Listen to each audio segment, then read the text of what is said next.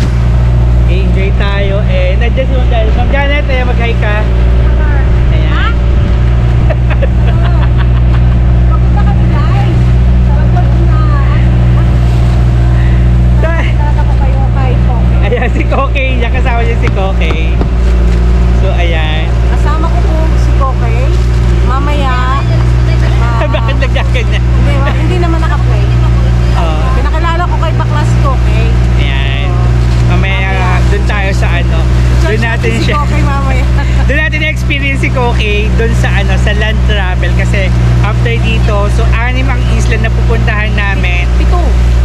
Hindi, 6 sa seawater. Ay, oo, tapos isang land. So ayan, si Ma'am Janet ayaw niya kasi maligo sa dagat, ayaw niya ma-experience. Uy, nakakata. Tsaka hindi ako nagpa-vlog, guys, siya na lang. Konti-konti lang yung vlog ko talaga, alam niyo naman. Oo. Para sa kanya to. Diba? Kaya kukuha yun, bibigyan natin siya ng mga clip na ano niya. OMG, pahirapan pa ako mag-edit. Enjoy niya na. Pinapabayaan ko na siya. Yeah, mag-enjoy tayo dito. Dahil yung mga Bex, ang mga rock formation dito sa Palawan.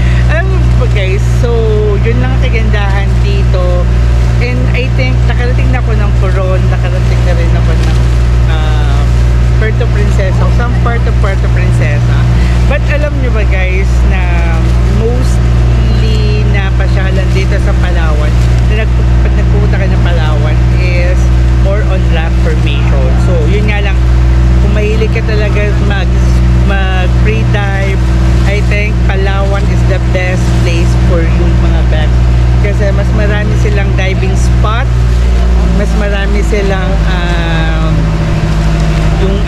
sisisirin.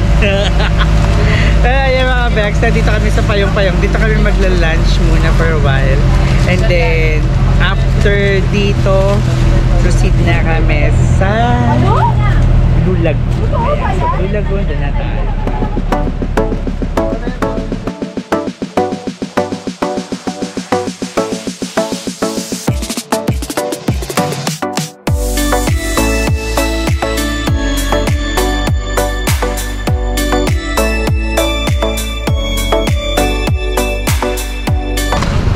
So ayun mga Bex, nandito tayo sa Payong-Payong. Dito kami magla-lunch paulit-ulit. So ayun, may experience natin yan ng dagat. So akala ko tatalo na si Kuya. So ayan. So ayan, experience natin. Kaya tayo inawa.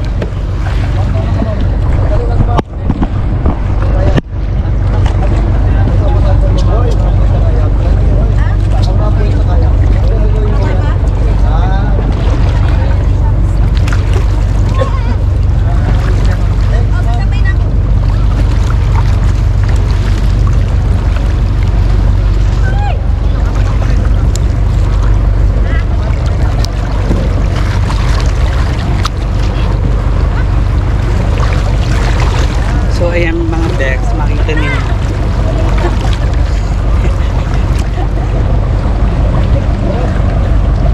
Hindi naka ganun mo. Hindi ka makita.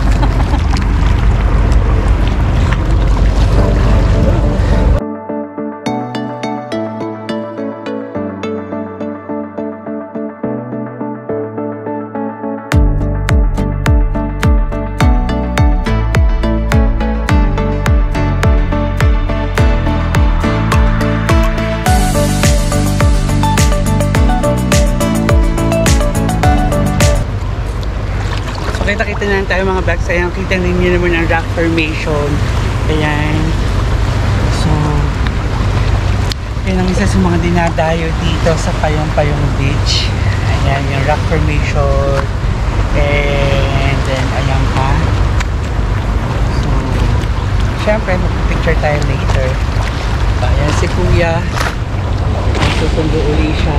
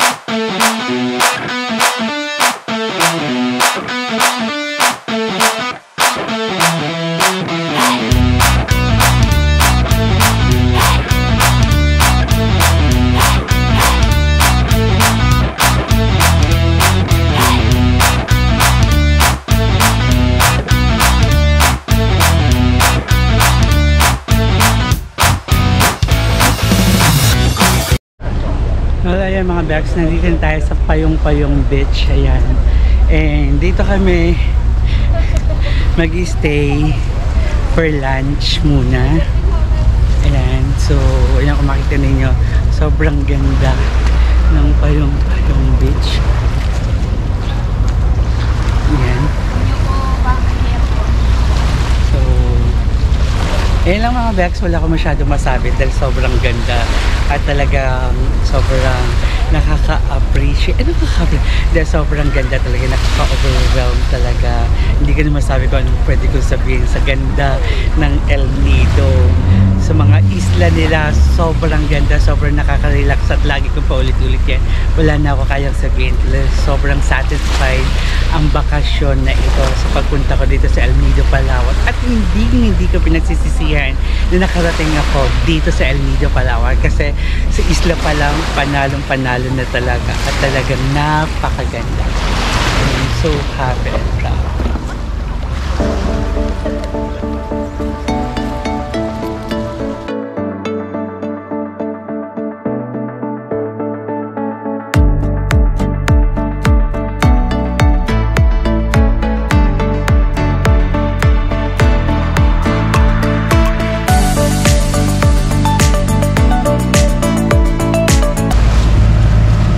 mga bags ay yung Secret Lagoon, pero sabi ng tour guide natin, hindi siya worth it puntahan kasi sobrang crowded siya. And ayun, so yun yung advice sa amin kasi sobrang dami ng tao, sobrang dami ng pumapasok sa Secret Lagoon. And yun, per sa tour namin, hindi nga daw siya worth it kasi parang kakainin yung oras para pumila para makapasok sa Secret Lagoon. And ganito lang yung makikita mo mga vlogs.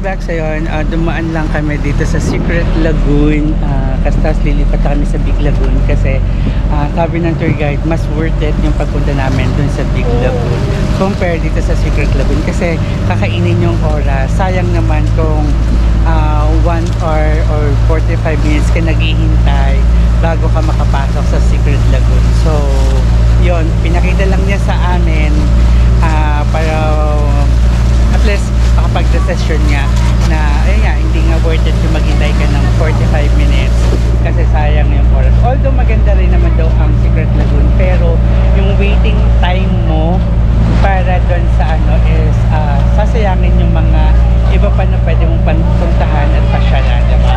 So mas maganda daw yung Secret Lagoon kung ayun ang punya mong first stop para ikaw mauna, pero napakaaga naman nun para puntahan mo. Syempre malamig pa, diba? And ayun, punta kami ngayon sa Big Lagoon mga bags. Kita-kita tayo.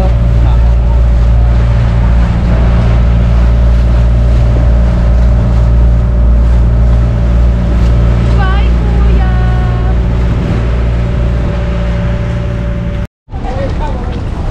Ayun mga bags, ayan, nandito tayo sa Big Lagoon syempre ng El Nido para mga bags. So ito yung 3, 4, pang-5 naming isla. And ayun, magpapadal kami papunta din sa Big Lagoon para makita natin. And yun lang kasi yung way para mapunta mo yung Big Lagoon kung ang magpadel ka, diba? So ayan, sobrang excited ako mga Bex. So makita ang Big Lagoon. So katulad nga sasabi ko lagi sa inyo, diba? Ayan, ang ganda ng Big Lagoon. Sabi na, dapat yata ako sa ID ako. So may tayo mga Bex, kita-kita tayo pag nandun na tayo sa paddle. Bakit dito na? Eh? Tapos? Ayoko na kumabuya.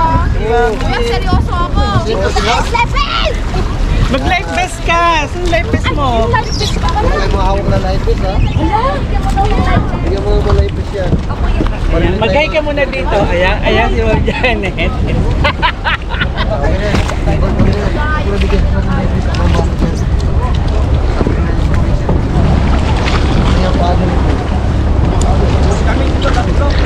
Kapag ka yan. Kaya mo balance yung dalawa na yan. Ayan. Ma'am Janet. So, ayan. Kasi ma'am, naghintay pa sa atin. Hindi na lang dito. Ayan. Welcome! Big Lagoon! Watching ano tayo dyan? Watching Yes. Masarap ka naman ang marami. Ayan.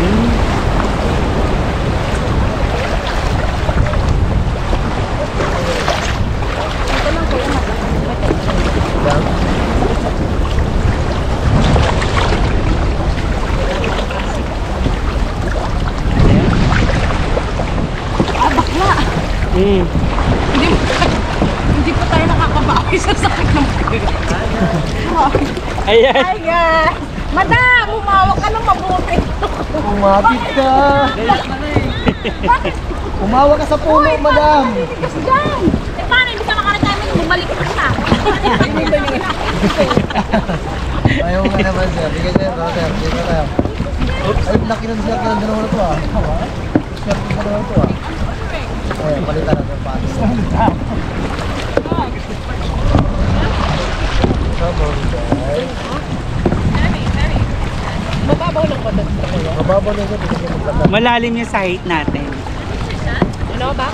Malalim yan sa mga height natin. Sa height ko. Pero walang dyan, araw pwede sir. tayo Painit maglakad. sir. Hmm? Pangit ang picture sa walang araw masyado. Oo nga eh. Mababaw na siya.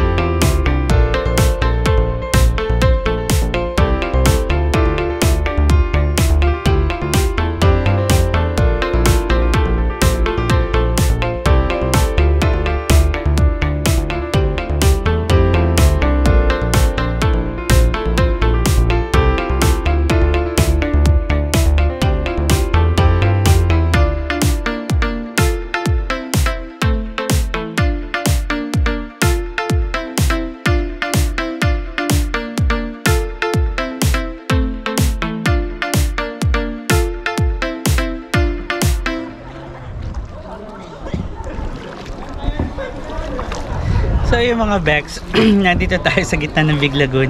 And kung mapapansin nyo nandun, ayun, nandun yung rock formation ni Mama Mary. And mamaya isusuntin natin yan na mas malapit. Ang ganda dito mga Bex, sa loob ng Big Lagoon. So sobrang yung rock formation niya, ang ganda. Ayan, kung makikita niyo naman sa video na to, is sobrang kakaiba, diba? Ay, ang bilis ni Otis, no? Power. Grabe, ang ganda ng mga rock formation dito, lalo na yung Magulo, dagat dito.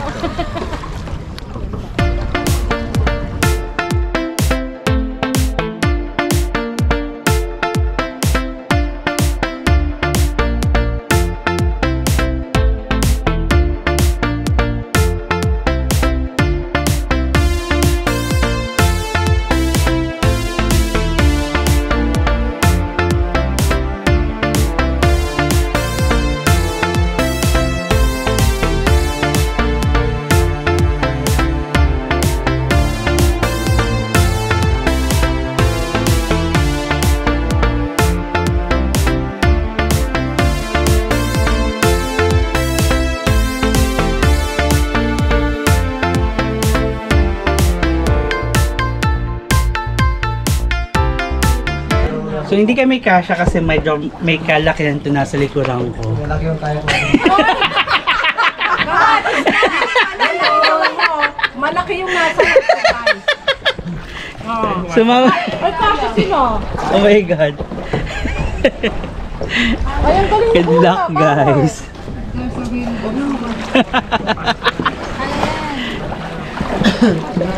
So, ayun. Better luck next time. Medyo malaki kasi nasa gitna ako eh. Kaya Oh, hindi ako malaki. Maayos lang ako. Ma'am, si Orchid. Saan? Ito na lang kami kasi. Hindi kami kasha. Ako daw ang hadlang sabi ni Bakla. Talaga doon. Oh, ikot na lang. Oh, tara, ikaw kayo. Meron sila. ayun yung mga sea urchins. Para magka-picture tayo. Tapos picture tayo sa mababaw mo. Ang sakit na talaga bakla ng pet ko. Yes, kasi mabigat ka dyan. Mag-relax ka lang, te. Pwede ka mag-unat-unat. Oo, pwede mo wala. Gusto mo nga, lumutang ka lang, ilahin ka lang namin dyan eh. Mais ka. 哎，这幅这里很漂亮哎，看没来。小洞穴。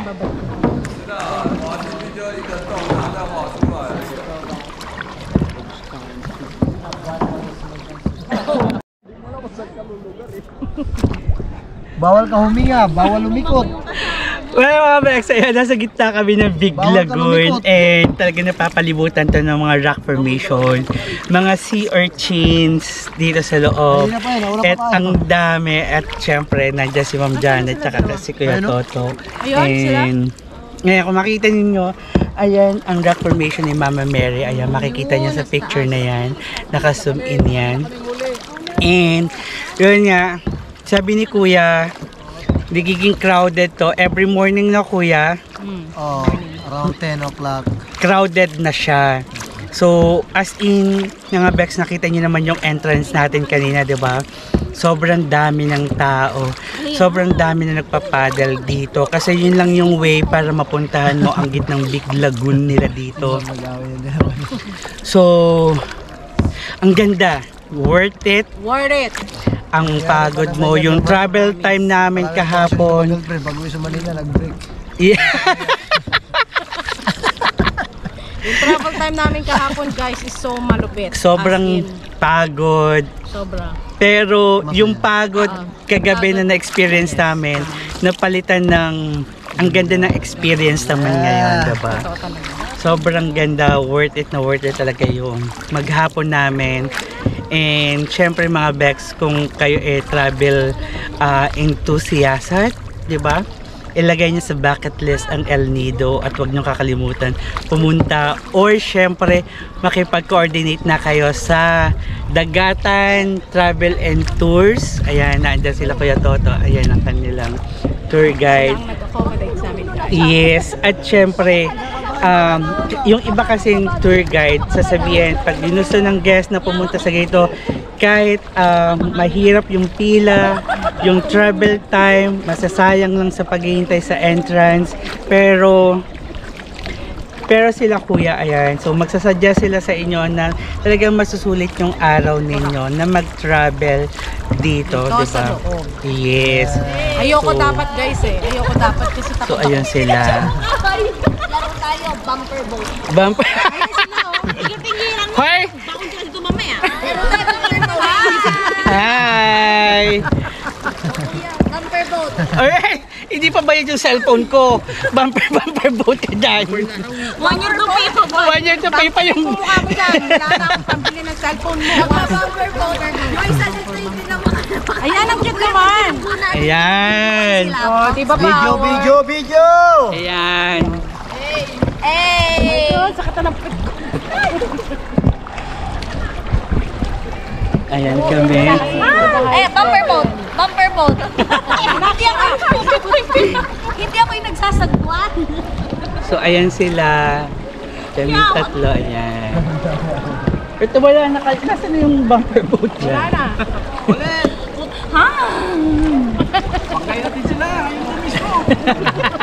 Ay, mga naliligo. Ay, mababaw na eh. Ayan, maglalakad na kami guys. Ayan. Ang ganda ng araw. Guys, sobrang sulit.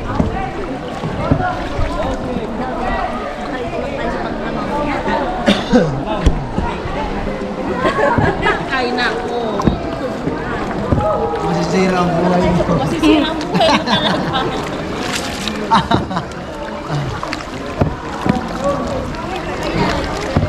Ito sa gilid, sa walang tao, mag-ano park.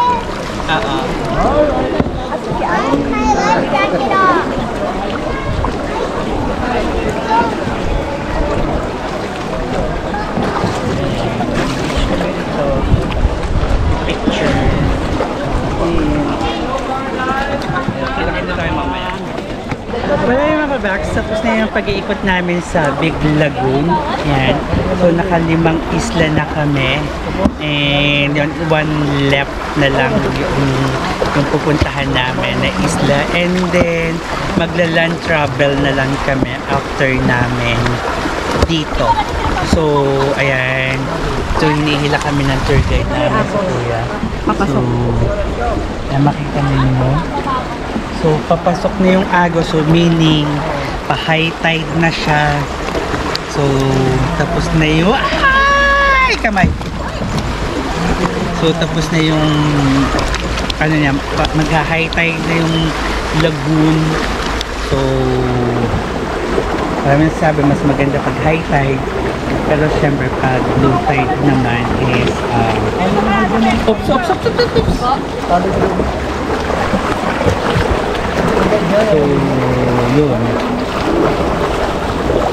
So, lahat kami palabas na. Ayan.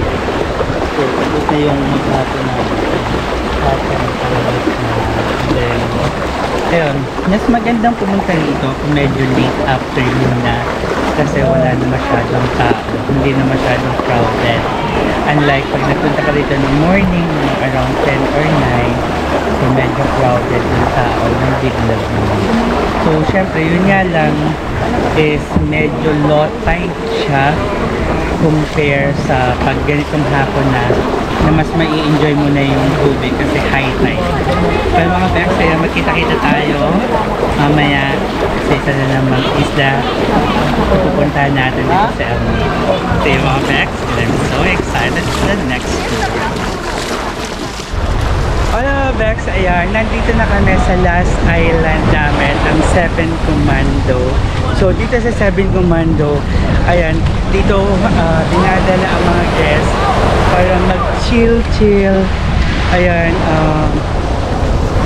so bakit Seven Commando? Kasi sabi ng tour guide, yung the battleship before dito doon napadpad yung syempre gera ng Hapon, diba?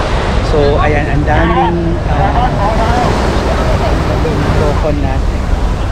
So ayan, nandito yung swimming area nila o yung pwede ka mag-chill dito sa Seven Commando. Ayan.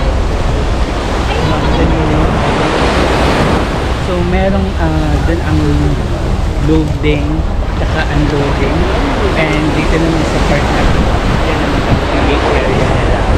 So, dito sa 7 Commando, so, para siyang Boracay style. Yung buhangin napaka-pino. And yung dagat napaka-bunakainganya talaga. And, yun, may certain area lang para maligo ka sa dagat mga guys. Siyempre, experience natin. And, ano pa ba? So, yun lang mga Bex. So, ayan yung 7 Commando.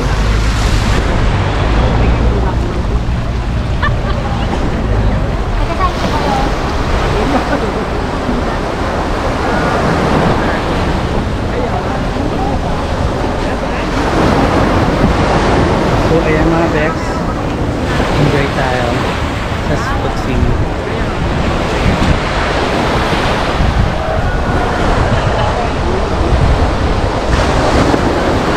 Boracay.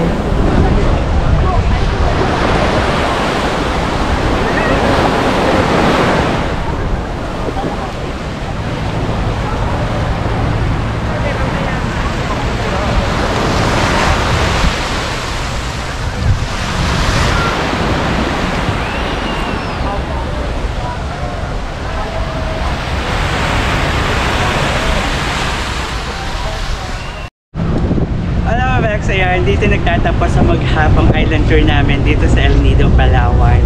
And sobrang worth it ang maghapon mga Bex. Sobrang kakaibang experience ang ipinamala sa akin ng El Nido, Palawan. Well, ito yung sinasabi ko mga Bex, kung ang nasa bucket list ninyo ang El Nido, wag na kayo magpatumpik-tumpik pa. Lakad na mga Bex, planuhin na yan, mag-file na ng leave mga Bex, syempre mag-abang na rin ng mga promo fare para at least mapuntahan nyo ang El Nido. So nung una kasi mga Bex, mag-share lang ako, akala ko sobrang mahal ng El Nido.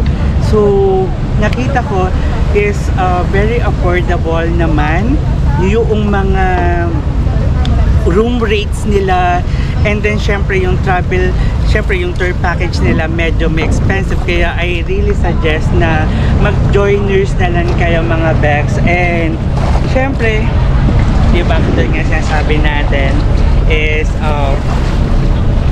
talagang laging good vibes mga Bex, syempre, at lagi tayo mag-i-enjoy. Well mga Bex, ito na sasabi ko, dito ko natatapusin ang maghapon na island hopping ng isang Bacantes Mosa dito sa El Nido, Palawan. Kung ikaw ay bago lang syempre at napadismiss lang, nandito ang subscribe button at nandito naman ang like button. At huwag niyong kakalimutan na kung punta kayo rito sa El Nido, Palawan, kontakin ninyo ang Dagatan Travel and Tour. Ayan, si Kuya Toto. Lalagay ko ang number niya rito para kontakin nyo siya if ever na gusto nyo magpunta dito sa Palawan. At napakabait ng tour guide nito sa amin. Talagang ultimo segundo napakahalaga sa kanya, and hindi niya sasayangin yung oras lang sa paghihintay at talagang susulitin niya yung ibabayad niya sa package ng mga Bex. Palagi mga Bex, nandito Bacantes Mosa ang nagsasabing mag-enjoy lang kasi you only live once.